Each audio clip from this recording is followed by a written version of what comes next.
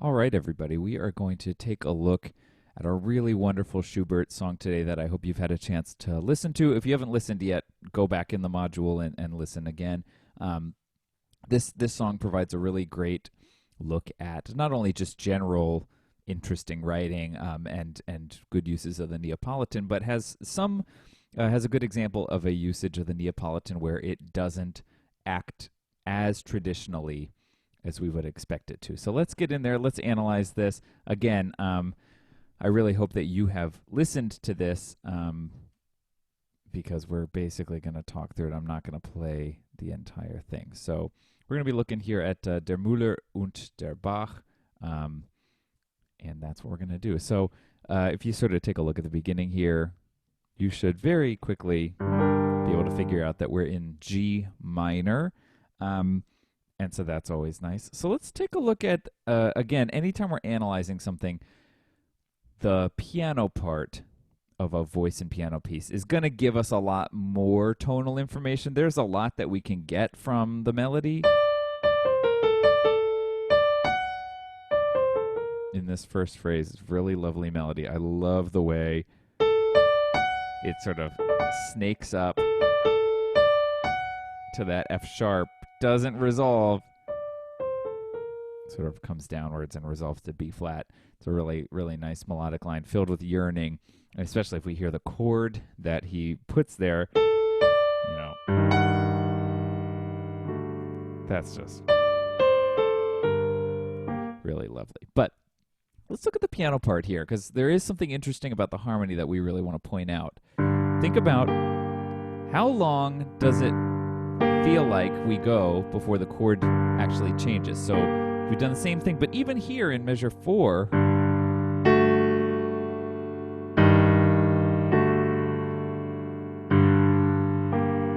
right, there's something that sort of makes it feel like in this first phrase we aren't really going very far no matter what. And that's because if we look at the left hand,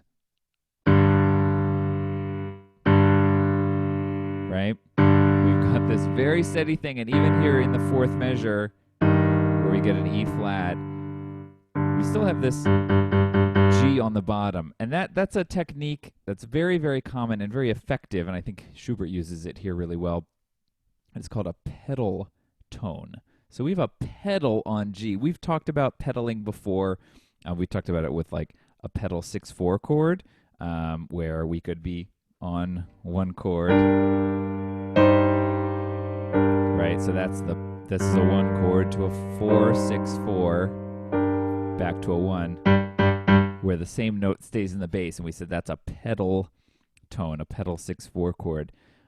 This is sort of a longer extension of that idea, where we're going to see, even though the harmony does change, it stays very consistent at the beginning. But when we get to this fourth measure, we can definitely hear that the chord has changed, right? So what chord do we think that actually is in the fourth measure? And how do we figure out what to do with these notes?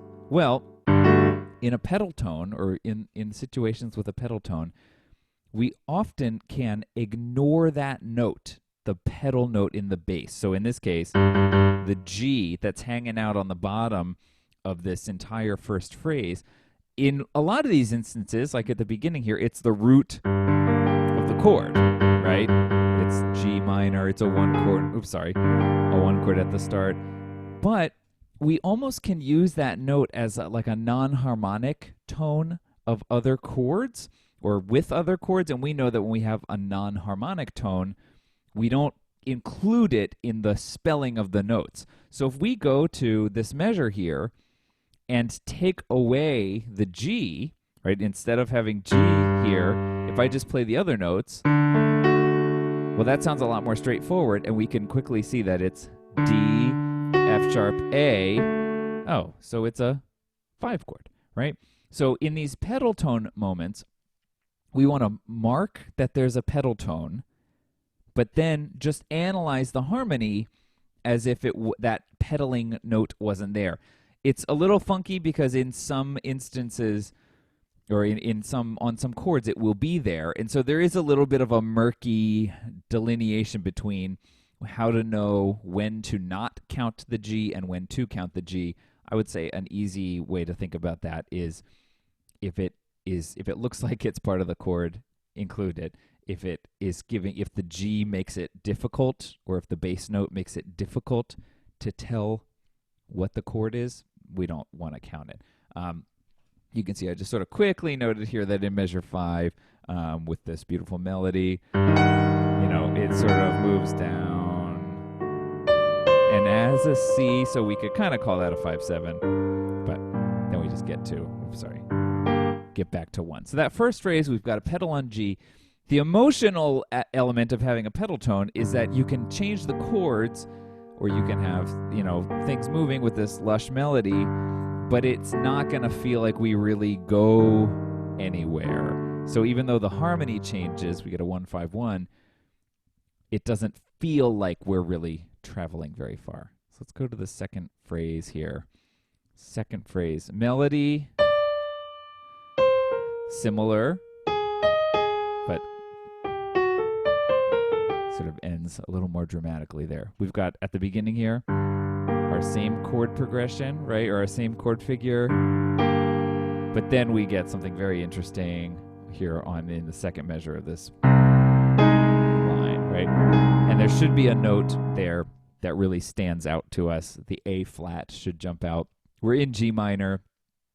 A flat would be solfege syllable ra, right? Ra, do, right? So this is a really good likelihood that this is the Neapolitan chord. As usual, it's major and it's in first inversion, right? Because this is an A flat, C, E flat chord. So we've got the Neapolitan. So we're going 1, Neapolitan, right? And then where does the Neapolitan usually go? Goes to 5, right? And again, it's 5/7 from the melody, right? C, ya da da da, or Ti, re, sol, fa, mi, re, do, right?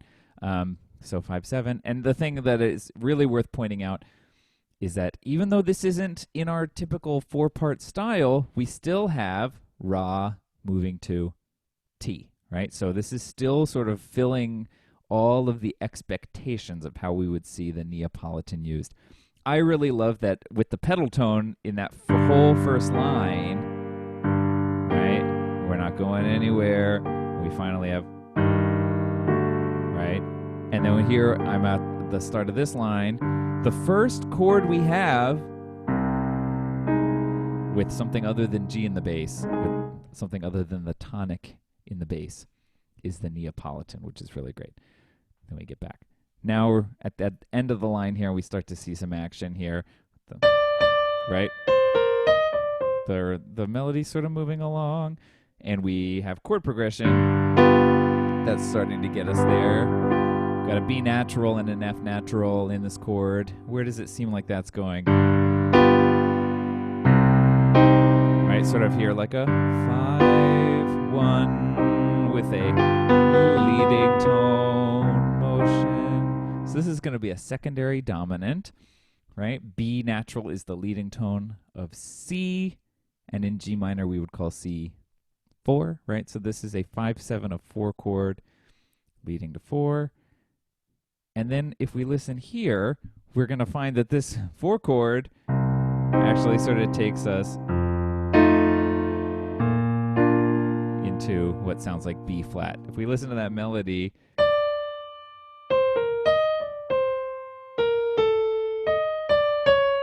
right, we sort of have this beautiful ending here. So the chords are 5/7 of 4 to 4, which is sort of acts as a pivot, which is 2 in B flat to 5 in B flat to 1 in B flat, right? So we get a nice little cadence here. Nice little cadence in B flat major. Very, very likely key for us to modulate to. It's the relative major, right? Now, Schubert does something a little bit that we haven't talked too much about here, but listen carefully here. I'll go from the beginning of that line and tell me what modulation technique you think Schubert's using.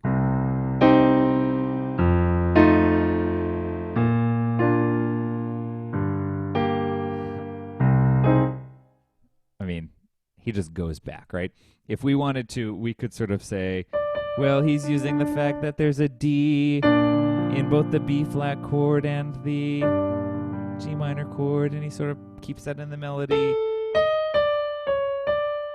Right? So da da da da. We might call that a common tone modulation. This is one of those things where when you are modulating between chords that are, or keys that are so closely related, like relative keys, there's not as much need to get all fancy with it. You can kind of just switch back and forth. So anyway, we did that. Now we're back in G minor. We're at the end of the line, and we have another familiar chord here. Here's our sort of G minor, and then we've got this. Again, the A flat should stand out, right? That's the Neapolitan, again with C natural. And we're like, oh, we just did this on the last line. We know exactly what's going to happen. Neapolitan always goes to 5. Uh-oh. What do we have here?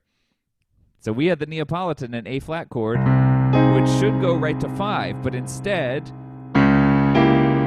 it doesn't right away. You can see it gets to 5 in the second measure there, but instead, because he's got this melody, right, sort of wants to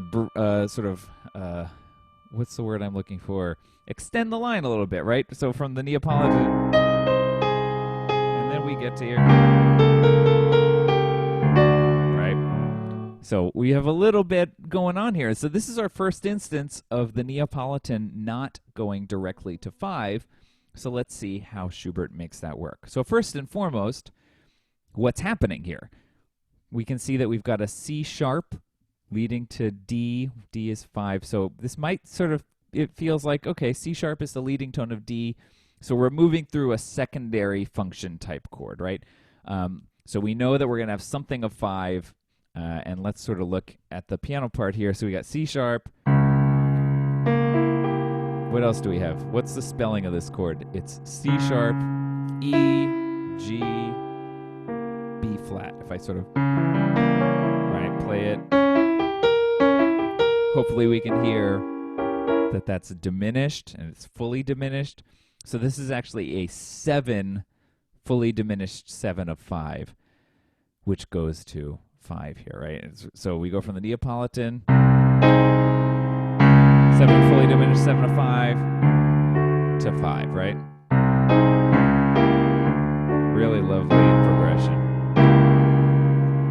So let's look at a couple of things of how that works. The big thing to ask is, okay, so we can put a secondary dominant in between the Neapolitan and 5. Why didn't Schubert use 5 of 5, right? He very purposefully seems to be using the 7 of 5. So the question is, did he have a choice here, or does the 7 of 5 work better than the 5 of 5? So why do you think he wouldn't use 5 of 5? Well, let's think about that chord. We're going to 5, which is D. What's 5 of D? A. So we could have an A, C sharp, E, G, and have like a 5, 7 of 5, or even a 5, 6, 5 of 5 to keep the C sharp in the bass. But what's the problem with that? We're coming from the Neapolitan, which is an A flat major chord, going to 5 of 5, we would be having the ra in the Neapolitan and then to re. So we'd be mixing ra and re together in this progression. And we've sort of said about the Neapolitan and other, really sort of colorful chromatic chords, we want to think about them as they're taking us deeper and deeper into the sound, right? They're taking us deep into this color world. And we don't want to undo that color before we get to a cadential point. That's sort of our reset. So if we get to the Neapolitan, right, here's 1, Neapolitan, the 7 of 5 doesn't have re in the chord. So we can prolong that color until we get to 5, which of course does have re in it. And so the fact that it doesn't have re in it keeps that color alive. And also, if we look at the voice leading from the Neapolitan, which had A flat on the top in the piano part, we've got A flat, then this 7 of 5 has G moving to F sharp. So we still sort of have this raw T type of motion, which is really important in Neapolitan land. You may be noticing that the melody does have a natural in it, but that's one of those great things where putting these notes in the melody doesn't disrupt that sense of harmonic flow as much as it does if it was in the chords. So, and it's here as a passing tone, right? Between G and B flat, and a neighbor tone, which are chord tones in our C sharp fully diminished 7th chord. So that's a really lovely moment. It's that 7 fully diminished 7 of 5 passing between the Neapolitan and the 5 chord. If we sort of draw this out, we're going to see that we bring back the pedal tone at the end. So he sort of goes into this harmonically adventurous middle section before returning to this very closed off, right, sound. And that pedal remains, so these are very similar harmonies to the very beginning. That pedal remains until one last Neapolitan with the A flat on the top right before the end. Right? Really, really beautiful song. So that's an example of the way Schubert uses not only the Neapolitan to give a really depth of deep color, but also uses these pedal tones on the beginning and the end of the piece to make the rich color in the middle stand out so much, and the way he avoids some of the super traditional Neapolitan part writing through a very, very clever use of a 7 of 5 instead of a 5 of 5. So that's that song.